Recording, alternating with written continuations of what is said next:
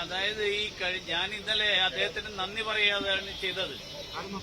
ഞാൻ നന്ദി പറയാൻ കാരണം ഈ മൂന്നാറിലെ ദേശീയപാതയും അതോടൊപ്പം അവിടുത്തെ ഇടുക്കിയിലെ എക്കോ ലോഡ്ജുമൊക്കെ മുഹമ്മദ് റിയാസ് ഫേസ്ബുക്കിലിട്ട്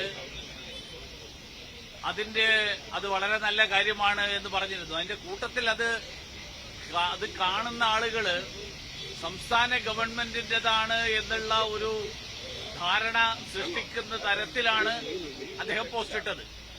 എന്തായാലും അത് കാരണം കേന്ദ്ര സർക്കാർ നടത്തുന്ന പ്രവർത്തനങ്ങൾ ജനങ്ങൾക്ക് മനസ്സിലാക്കാൻ കഴിയും. കാരണം കേരളത്തെ ഞെരുക്കുന്നു എന്നാണ് ഇവർ കുറെ കാലമായിട്ട് നടത്തിക്കൊണ്ടിരിക്കുന്ന പ്രചരണം. കേന്ദ്രം കേരളത്തെ ഞെരുക്കുന്നു. വാസ്തവത്തിൽ കേന്ദ്ര സർക്കാരാണ് കേരളത്തിലെ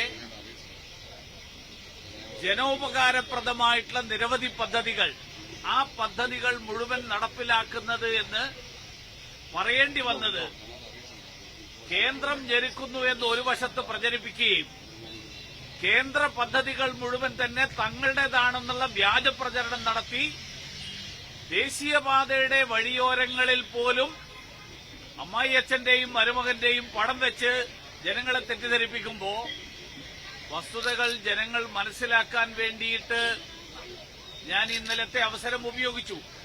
പിന്നെ അത് രാഷ്ട്രീയ പ്രചരണത്തിനുള്ള വേദിയാക്കരുത് എന്നൊക്കെ പറയുമ്പോൾ എനിക്ക് ചിരിയാണ് വന്നത്. കാരണം കഴിഞ്ഞ 1.5 മാസം നടന്ന കാര്യം എന്താണ് എന്ന് മറന്നുപോയോ എന്നാണ് എനിക്ക് ചോദിക്കേണ്ടത്. കാരണം സംസ്ഥാനത്തെ ജനങ്ങളുടെ പണം ഉപയോഗിച്ച് കേരളത്തിന്റെ വടക്കേ അറ്റം മുതൽ തെക്കേ അറ്റം വരെ അമ്മായിയച്ഛനും മരുമോനും കൂടി കേന്ദ്ര സർക്കാരിനും മുരളീധരനും എതിരായിട്ട് നടത്തിയ പ്രചരണം മുഴുവൻ 4 ദിവസം കൊണ്ട് മറന്നുപോയെങ്കിൽ അതൊന്ന് ഓർമ്മിക്കണം. എന്നിട്ട് പറയണം രാഷ്ട്രീയ പ്രചരണത്തിന് സർക്കാർ പരിപാടികൾ രാഷ്ട്രീയ പ്രചരണത്തിനുള്ള വേദിയാക്കരുത് എന്ന് സ്വയം പറയണം. അത് പറയേണ്ടത് ക്ലിഫ് ഹൗസിൽ ചെന്ന് പറഞ്ഞു കൊടുക്കണം. അതുകൊണ്ട് ഇങ്ങനെയുള്ള പ്രചരണങ്ങളൊക്കെ നടക്കുമ്പോൾ സത്യാവസ്ഥ ജനങ്ങൾ മനസ്സിലാക്കാൻ ആ വേദി സ്വാഭാവികമായും നന്നായിട്ട് പ്രയോജനപ്പെടും.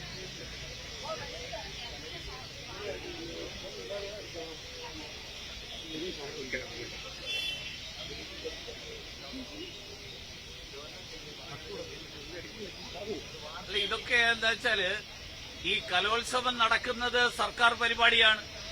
അവിടെയും രാഷ്ട്രീയ പ്രചരണത്തിനുള്ള വേദിയാക്കുകയാണ്. പിന്നെ ഗവർണർക്കെതിരായിട്ട് കുട്ടികളുടെ മുന്നിൽ ബാനർ കെട്ടിയതുകൊണ്ട് കുട്ടികളെല്ലാവരും ഗവർണർക്കെതിരാവും എന്നുള്ള തോന്നലിലാണെങ്കിൽ ഈ പ്രചരണമൊക്കെ നടന്നതിന് ശേഷം അദ്ദേഹം കോഴിക്കോട് ഇറങ്ങി നടന്നപ്പോ ജനങ്ങൾ അദ്ദേഹത്തെ സ്വീകരിച്ചു, അദ്ദേഹത്തിന് ഹൽവ കൊടുത്തു, അദ്ദേഹത്തെ സ്വാഗതം ചെയ്തു.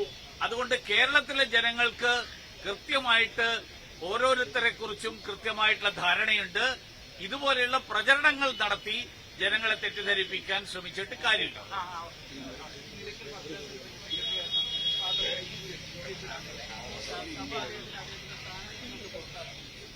അല്ല, അത് സഭയ്ക്കകത്തുള്ള ഒരു പ്രശ്നമാണെന്നാണ് ഞാൻ മനസ്സിലാക്കുന്നത്.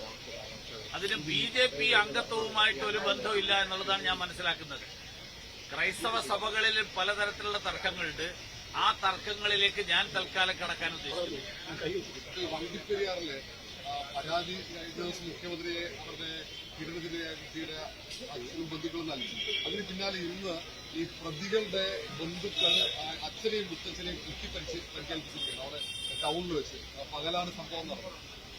അത് സ്വാഭാവികം അവർക്ക് ആ ഒരു സുരക്ഷ പോലും ആ പ്രതി പുറത്തിറങ്ങി അതിൽ സർക്കാരിന് പോലീസ് വീഴ്ച പറ്റിയിട്ടുണ്ടെന്ന് ഉൾപ്പെടെ വിലയിരുത്തേണ്ട വിമർശനമായിരുന്ന സാഹചര്യമാണ്. അല്ല, കേരളത്തിൽ ഇപ്പോഴത്തെ സാഹചര്യം നമ്മൾ കളമശ്ശേരിയിലടക്കം കണ്ടു. ഒരാൾക്ക് ഒറ്റയ്ക്ക് ചെന്നിട്ട് 5-6 സ്ഥലങ്ങളിൽ ബോംബ് വെച്ച് ആരെയും കൊല്ലാം എന്നുള്ള അവസ്ഥയാണ്.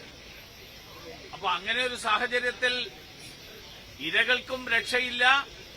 കുറ്റവാളികളായിട്ട് കണ്ടെത്തുന്ന ആളുകളെ അവർക്കെതിരായിട്ട് നിയമപരമായിട്ട് നടപടിയെടുക്കുന്നതുകൊണ്ട് മുന്നോട്ട് പോവുകയാണ് വേണ്ടത്. അങ്ങനെയുള്ള ആളുകളെ പൊതുജനം തന്നെ കൈകാര്യം ചെയ്യുന്ന സാഹചര്യം വരുന്നുണ്ടെങ്കിൽ സർക്കാർ ഈ പ്രതികളോടൊപ്പമാണ് എന്ന് സമൂഹത്തിൽ ധാരണയുണ്ടാകുമ്പോഴാണ് ജനങ്ങൾ നേരിട്ട് നിയമം കയ്യിലെടുക്കുന്ന ഒരു സാഹചര്യം വരിക. അതുകൊണ്ട് ജനങ്ങൾ നിയമം നേരിട്ട് കയ്യിലെടുക്കാതിരിക്കണമെങ്കിൽ സർക്കാർ ഇരകളോടൊപ്പമാണ്. ഇത്തരത്തിലുള്ള അസാൻമാർഗികമായിട്ടുള്ള സാമൂഹ്യ വിരുദ്ധമായിട്ടുള്ള കാര്യങ്ങൾ അങ്ങനെ ചെയ്യുന്നവർക്കെതിരായിട്ട് സർക്കാർ കർശനമായിട്ടുള്ള നടപടിയെടുക്കും എന്നുള്ള സന്ദേശം സർക്കാരിന് കൊടുക്കാൻ സാധിക്കണം.